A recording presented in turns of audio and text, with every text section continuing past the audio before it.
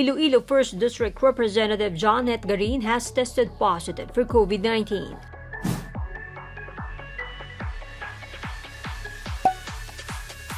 Garin is asthmatic, hypertensive, and living with Raynaud's disease.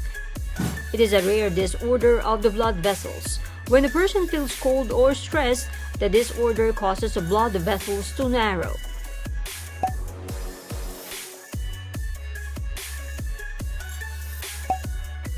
The lady lawmaker is also a doctor and had been going around Iloilo leading the COVID-19 vaccination drive.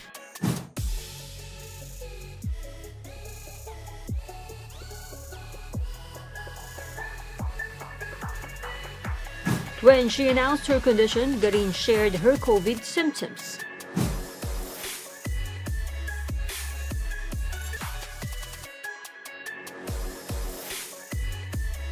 Garin is fully vaccinated.